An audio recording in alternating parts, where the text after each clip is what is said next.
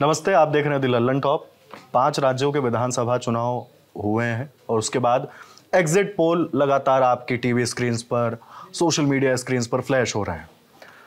एक जो है सबसे जो अहम राज्य है मिजोरम, वहाँ के जो नतीजे मतलब एग्जिट पोल्स हैं वो किस तरफ इशारा कर रहे हैं उसे समझने के लिए हम लोग यहाँ पर मौजूद हैं, क्योंकि हमारे साथी दीपेंद्र मिजोरम गए थे, वहाँ के हालात समझे, तो वो सारी चीज़ें हम लोग को समझाने वाले हैं।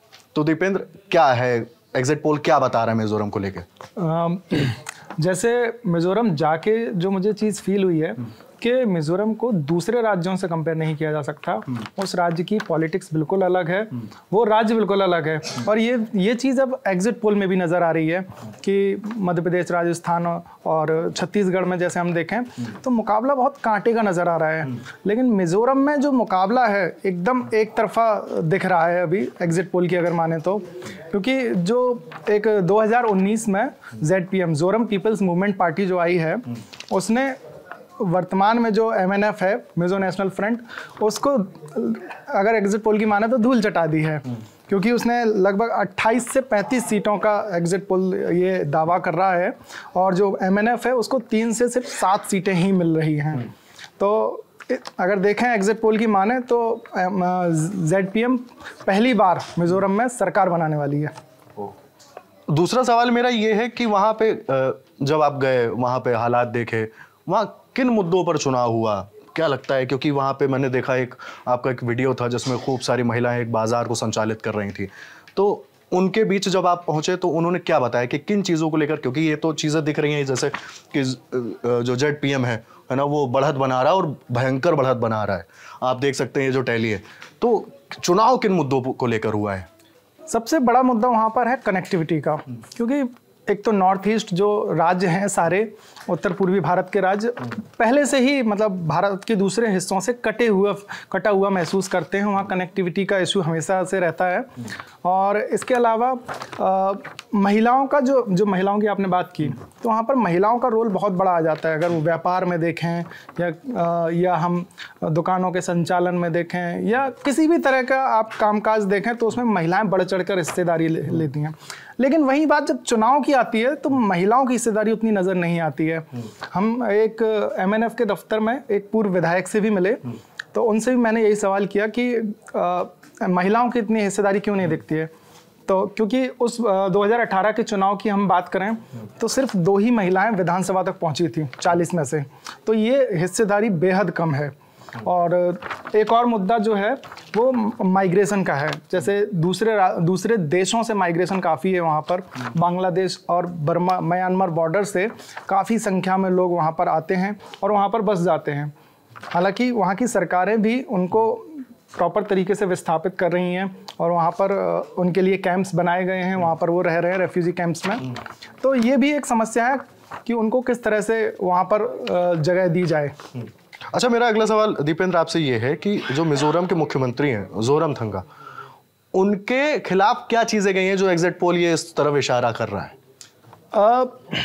एक तो एंटी इनकम्बेंसी यहाँ पर बड़ा फैक्टर है, क्योंकि हम जब मिजोरम और आइजोल शहर में जब हम घूम रहे थे तो सड़कों पर या बाज़ारों में आप देखें तो एंटी इनकम्बेंसी साफ नज़र आ रही थी। सड़कों की हालत बहुत ख़राब है। हम आइजोल में अंदर हमने शहर में ट्रैवल किया, जबकि वो राजधानी है। राजधानी के अंदर सड़कों की हालत ऐसी थी मानो आप किसी छोटे कस्बे में जा रहे हैं। तो ये एंटी इनकम्बेंसी फैक्टर वहाँ पर है। और साथ ही दूसरा बड़ा फैक्टर जो इस चुनाव में सामने आया है कि ZPM एक नई पार्टी उभर कर आई है। 2012 का आपको आंदोलन याद होगा, अन्ना हजारे ने किया था लोकपाल वाला। उसके बाद उसी साल 2011 में आंदोलन हुआ था, 2012 में आम आदमी पार्टी निकल कर आई थी। उसने पहली बार में सरकार बनाई लेकिन गिर गई। उसके बाद बड़ी मेजॉरिटी के साथ वो सरकार में आई। ऐसे यहाँ पर हम देखें तो 2017 में जो लाल दुहमा एक नेता हैं, इन नेता के बारे में पहले मैं आपको बता दूं, ये IPS अफसर रह चुके हैं ये पहले कांग्रेस में थे, उसके बाद इन्होंने अपनी पार्टी बनाई ZPM। ये इंदिरा गांधी के सुरक्षा में भी रह चुके हैं। जब मिजोरम राज्य नहीं बना था, असम राज्य का एक जिला हुआ करता था, उस वक्त जो लाल दुहोमा हैं उनको इंदिरा सरकार ने बतौर रिप्रेजेंटेटिव मिजोरम भेजा था, ताकि जो मिजो आंदोलन चल रहा है उसको उसमें बातचीत की जा सके और इस आंदोलन को खत्म किया जा सके। उस वक्त लाल डेंगा MNF के चीफ हुआ करते थे, उनसे बातचीत के लिए भेजा गया था। तो इनका जो वर्चस्व है काफ़ी क्षेत्र में बढ़ा हुआ है।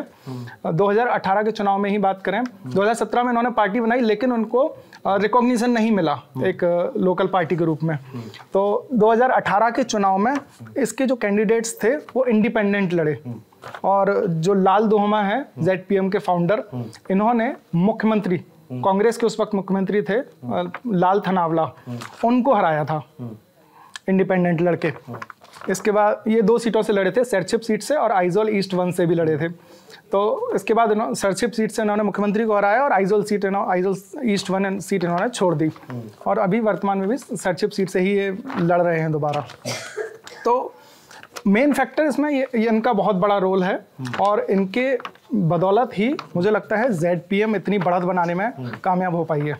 अच्छा, सवाल ये है कि जैसे लाल दुहामा का आपने किस्सा भी बताया और उनका जिक्र भी किया, तो सबसे महत्वपूर्ण ये भी है कि इन्होंने लोगों से क्या वादे किए हैं? क्या लोगों ने आपसे कुछ चीज़ें शेयर की हैं? ये एक इनके वादे बिल्कुल हमें 2012 वाली आम आदमी पार्टी के वादे जैसे नज़र आते हैं कि हम नई पार्टी हैं, नई सोच के साथ आ रहे हैं, नए हम विकास कार्य करेंगे, जो चीज़ें अब तक नहीं हुई हैं। और सबसे बड़ा जो इनका प्रॉमिस जो दिखता है, जो आमतौर पर बाकी राज्यों में नहीं दिखता, करप्शन को लेकर, कि हम एंटी करप्शन गवर्नमेंट बनाएंगे। यानी कि ये MNF पर काफ़ी, अगर देखा जाए तो करप्शन के भी चार्जेस लगे हुए हैं, तो ये एंटी करप्शन को लेकर काफ़ी इनका लोगों के प्रति। अच्छा, सवाल ये भी है कि मिजोरम चुनाव में जो कांग्रेस प्रमुख हैं लाल सावता, तो उनकी क्या स्थिति वहाँ पर आपको देखने को मिली थी? लाल सावता जो कांग्रेस के मुख्यमंत्री रहे हैं, लाल थनावला, उनके उत्तराधिकारी के रूप में है, क्योंकि लाल थनावला अब रिटायर हो चुके हैं, अब वो चुनाव भी नहीं लड़ रहे हैं। लाल सावता उनकी सरकार में वित्त मंत्री थे, अब इन्होंने कमान संभाली है, लेकिन 2018 में ZPM के आने के बाद कांग्रेस की हालत काफ़ी पतली नजर आई है। अच्छा, वहाँ पर जैसे आपने बताया कि वहाँ पर सड़कों की हालत ये है, शिक्षा की हालत वहाँ पर क्या है और अन्य चीज़ों, क्योंकि एक किस्सा मैंने आपसे ही सुना था कि वहाँ पर चर्च को लेकर एक बहुत अहम रहता है कि चर्च में जाकर सारे लोग इकट्ठा होते हैं, वो क्या चीज़ है? वहाँ पर चुनाव से जुड़े कई नियम जो हैं वो चर्च बनाती है। एक संस्था है मिजो नेशनल फोरम, ये संस्था चुनाव को लेकर कई रूल्स बनाती है, जैसे चुनाव प्रचार किस तरह से किया जाएगा और कहाँ कहाँ प्रचार किया जा सकता है, मतलब बड़े बड़े जो रूल्स हैं। यही वजह है कि वहाँ पर चुनाव अलग होते हैं। हमें अमेरिका जैसे, वहाँ पर US जैसे चुनाव वहाँ पर देखने को मिलते हैं। आप देखें तो कॉमन प्लेटफॉर्म, जो आपने सुना होगा US में कि प्रेसिडेंशियल डिबेट्स होती हैं, एक कॉमन प्लेटफॉर्म पर जाकर वो आपस में डिबेट करते हैं।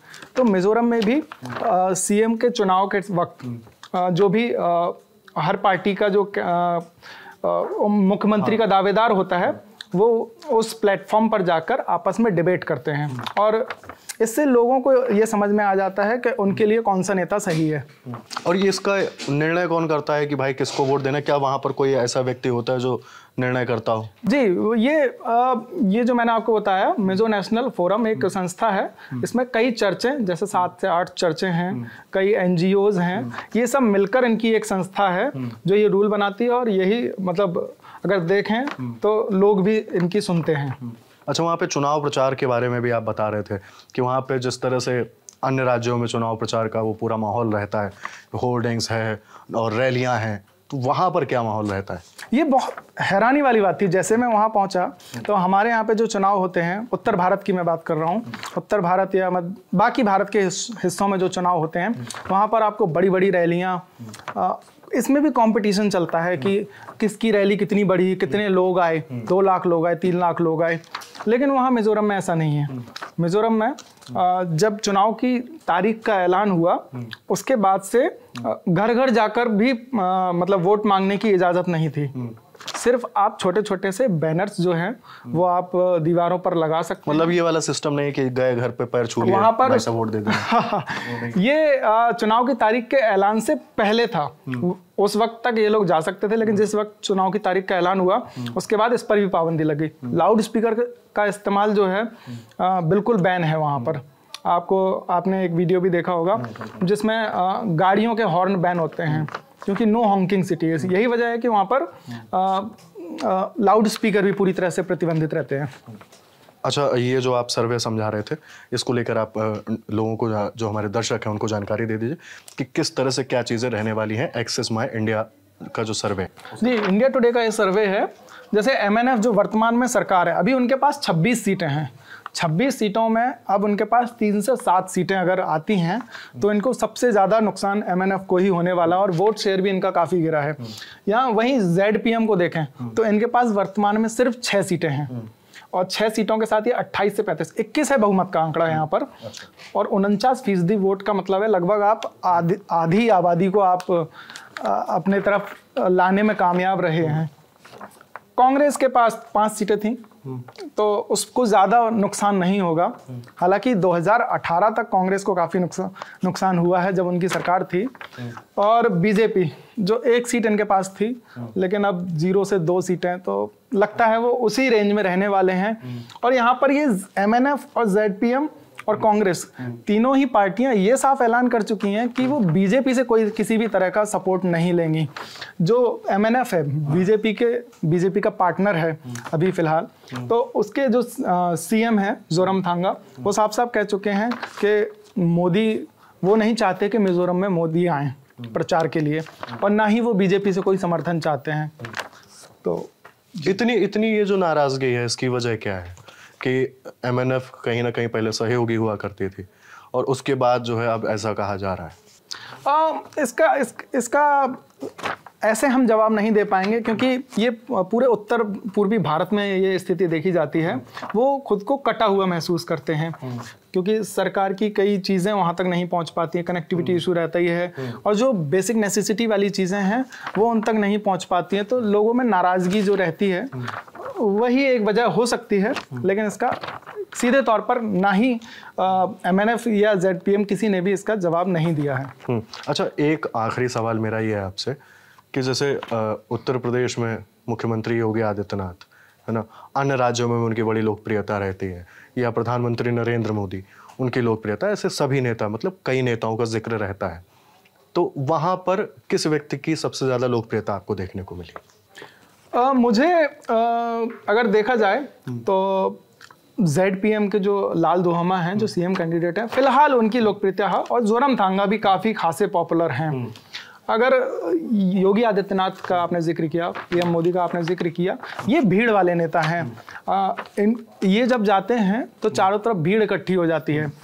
कुछ ही टाइम पहले, 1-2 महीने पहले राहुल गांधी भी वहाँ जा चुके हैं, तो उनके आसपास भी इतनी भीड़ देखी गई थी कि उसके बाद से और कोई नेता नहीं पहुंचे, क्योंकि ये पूरा राज्य ही भीड़ को इतना पसंद नहीं करता है। मतलब भीड़ मायने नहीं रखती है? भीड़ मायने नहीं रखती है, नेता मायने रखता है। और जैसा मैंने आपको बताया, कॉमन प्लेटफॉर्म पर खरा उतरना चाहिए, और जो चर्च का फैक्टर है, चर्च को भी खरा उतरना चाहिए। तो ये थी मिजोरम को लेकर जो आपके सामने एग्जिट पोल है, उसको लेकर डिटेल्स, वहाँ पर क्या माहौल रहा, किस तरह से चुनाव हुआ, ये सारी जानकारी हमारे सहयोगी दीपेंद्र गांधी ने आप तक पहुँचाई। हम चुनावी नतीजों में भी सबसे आगे, सबसे महत्वपूर्ण नतीजे आप तक लेकर आने वाले हैं सबसे पहले। तो भाई साहब, बस थोड़ा सा इंतज़ार करना है भाइयों और बहनों, बस थोड़ा सा इंतज़ार, उसके बाद सारी चीज़ें आपके सामने होंगी। तश्तरी में सारी चीज़ें लगा के रखने वाले हैं, तो बस इंतज़ार करिए और देखते रहिए द लल्लन टॉप। शुक्रिया।